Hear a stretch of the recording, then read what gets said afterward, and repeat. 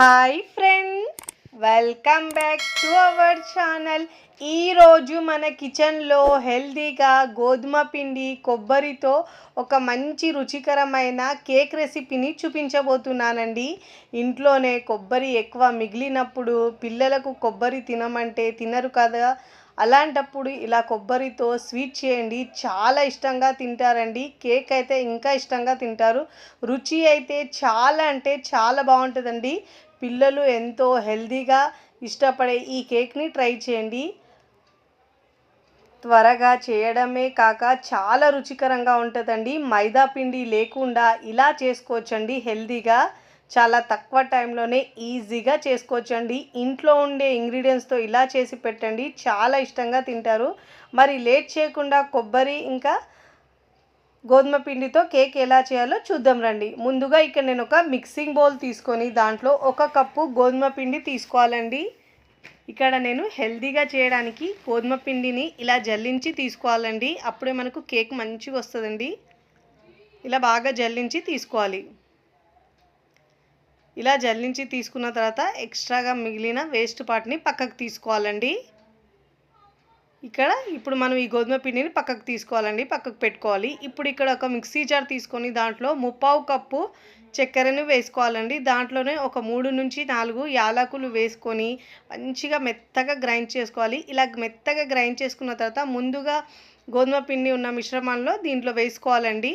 ఈ చక్కెరని కూడా మనం ఇలా వేసుకున్న తర్వాత మళ్ళీ మిక్సీ జార్ తీసుకొని దాంట్లో 3/4 కప్పు పచ్చి కొబ్బరి వేసుకోవాలండి. దీన్ని కూడా మంచిగా గ్రైండ్ చేసుకోవాలి. మధ్యలో ఆపుతూ పల్సిస్తూ గ్రైండ్ చేసుకోవాలి. చూడండి, ఇలా గ్రైండ్ చేసుకున్న తర్వాత ఈ కొబ్బరిని కూడా మనం అదే బౌల్లోకి వేసుకోవాలి. ఇలా వేసుకున్న తర్వాత బాగా మిక్స్ చేసుకోవాలండి అన్ని ఇంగ్రీడియంట్స్ని. ఫస్ట్ టైం నా ఛానల్ చూస్తున్న వాళ్ళు ప్లీజ్ నా ఛానల్ని సబ్స్క్రైబ్ చేసుకోండి, లైక్ చేయండి, పక్కన బెల్ ఐకాన్ని ప్రెస్ చేయండి. ఇలా ప్రెస్ చేయడం వల్ల నేను పెట్టే వీడియో నోటిఫికేషన్ ముందుగా మీ హోమ్ పేజ్కి వస్తాయండి. అన్ని ఇంగ్రీడియంట్స్ని ఇలా బాగా మిక్స్ చేసుకున్న తర్వాత ఇప్పుడు దీంట్లో కాచి చల్లార్చిన పాలు వేసుకోవాలండి. 1/2 కప్పు పాలు తీసుకోవాలి. ఇప్పుడు ఇలా బాగా మిక్స్ చేసుకోవాలండి. మనం ఈ కేక్ చేసేటప్పుడు ఎప్పుడైనా కానీ మనం ఒకటే డైరెక్షన్లో పిండిని మిక్స్ చేసుకోవాలండి.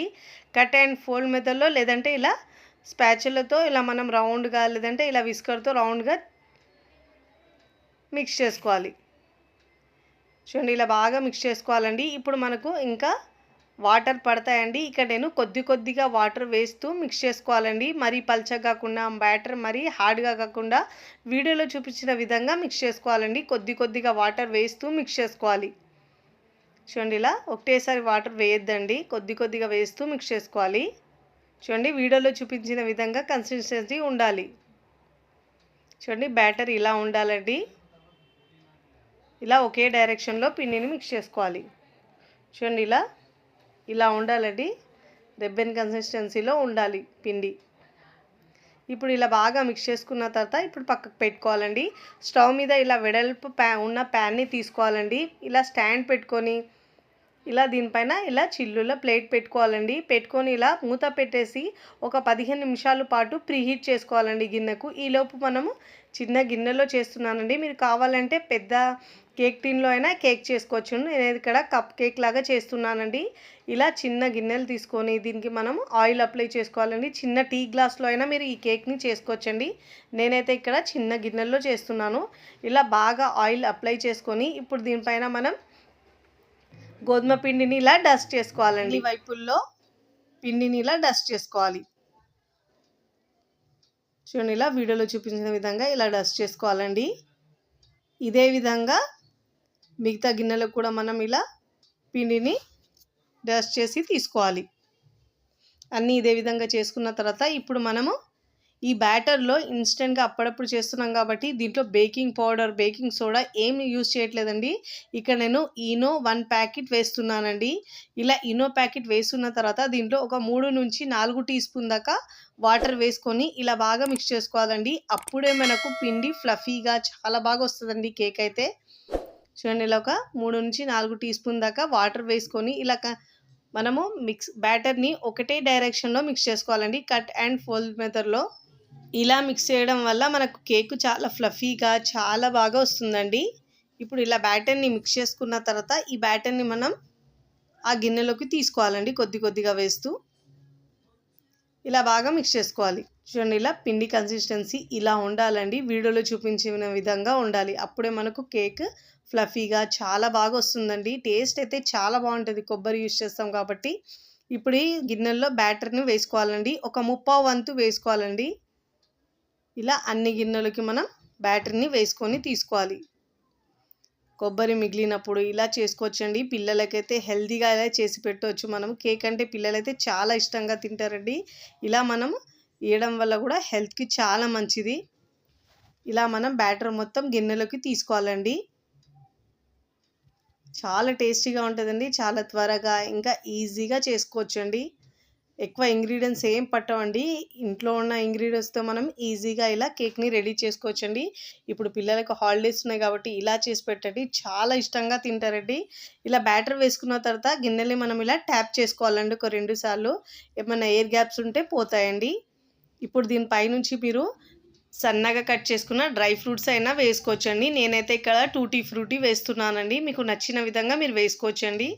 డ్రై ఫ్రూట్స్ వేసినా కూడా బాగుంటుంది. నేనైతే ఇక్కడ పిల్లలకు ఇలా టూటీ ఫ్రూటీ వేస్తే ఇష్టంగా ఉంటుంది కాబట్టి నేను ఇది వేస్తున్నానండి. ఇలా టూటీ ఫ్రూటీ వేసుకోవాలండి. రెడ్ ఉన్నాయి, గ్రీన్ ఉన్నాయి వేసుకున్నాను. కాస్త కలర్ఫుల్గా ఉంటుందండి. ఇలా అన్ని గిన్నెల్లో వేసుకున్న తర్వాత ముందుగా ప్రీహీట్ చేసుకున్న గిన్నెలోకి ఈ బౌల్ని తీసుకోవాలి. చిన్న చిన్న గిన్నెలను పెట్టుకోవాలండి. ఇలా అన్ని గిన్నెల్ని పెట్టుకోవాలండి. ఇప్పుడు ఇలా పెట్టుకున్న తర్వాత మీడియం ఫ్లేమ్లో మనము లేదంటే సిమ్లో అయినా ఉంచుకోవచ్చు. సిమ్లో ఉంచి లేదంటే మీడియం ఫ్లేమ్లో ఉంచి మీరు ఒక 20 నుంచి 25 మినిట్స్ పాటు బేక్ చేసుకోవాలి. వీటిని 20 నుంచి 25 మినిట్స్ వరకు బేక్ చేసుకోవాలి. నేనైతే ఇక్కడ సిమ్ మీద పెట్టి బేక్ చేసుకున్నానండి. చూడండి ఒక 25 మినిట్స్ తర్వాత చూపిస్తున్నాను చూడండి. ఇలా మనము టూత్ పిక్ లేదంటే ఇలా చాకుతో కుచ్చి చూసుకోవాలండి. తడి ఏమీ తగలలేదంటే మనకు కేక్ బాగా బేక్ అయినట్టు. ఇలా బాగా బేక్ అయిన తర్వాత ఇప్పుడు గిన్నెల్ని మనం పక్కకు తీసుకోవాలండి. తీసుకొని కాస్త చల్లారే వరకు పక్కకు పెట్టుకోవాలి. చూడండి అన్ని గిన్నెల్ని మనం పక్కకు తీసుకోవాలండి. ఒక 10 నుంచి 15 నిమిషాల పాటు చల్లారివ్వాలి. ఇక బాగా చల్లైన తర్వాత మనం వీటిని డీమోల్డ్ చేసుకోవాలండి. ఇలా మీరు టవల్ దీని మీద వేసి ఉంచితే మనకు కేక్ అయితే సాఫ్ట్గా చాలా బాగుంటుందండి. ఒక 15 నిమిషాల పాటు పక్కకు పెట్టుకోవాలి.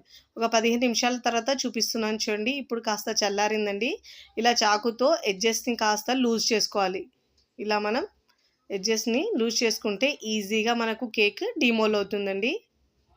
చాలా టేస్టీగా ఉంటుందండి. హెల్దీ రెసిపీ అండి. మీరు కూడా తప్పకుండా ఈ హెల్దీ రెసిపీని ఒకసారి ట్రై చేయండి. చూడండి ఇలా ఇప్పుడు మనము వీటిని డీమోల్డ్ చేసుకుందాం. చూడండి ఇక్కడ చూపిస్తున్నాను చూడండి. చాలా ఈజీగా ఊడొచ్చేస్తుందండి. మనం ఇలా చాకుతో కాస్త లూజ్ చేసుకోవాలి. చూడండి ఎంత ఫ్లఫీగా ఎంత బాగా వచ్చిందండి. పిల్లలకు ఇలా చేసి పెడితే చాలా ఇష్టంగా తింటారండి. మళ్ళీ మళ్ళీ ఇదే విధంగా చేయమంటారండి. అంత రుచికరంగా చాలా టేస్టీగా కమ్మగా ఉంటుందండి. దీంట్లో కొబ్బరి ఉంటుంది కాబట్టి టేస్ట్ సూపర్గా ఉంటుందండి.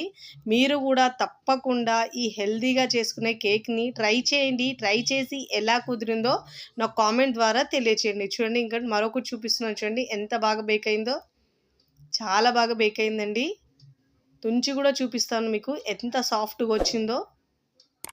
తుంచితేనే తెలుస్తుంది మీకు ఎంత సాఫ్ట్గా వచ్చిందో. చూడండి ఇక్కడ చాలా ఫ్లఫీగా చాలా బాగా వచ్చిందండి. వీడియో నచ్చితే లైక్ చేయండి. ఫ్రెండ్స్ ఫ్యామిలీకి షేర్ చేయండి. మరికొన్ని టేస్టీ సింపుల్ క్విక్ రెసిపీస్ కోసం టీ కిచెన్ని సబ్స్క్రైబ్ చేసుకోండి. Thanks for watching.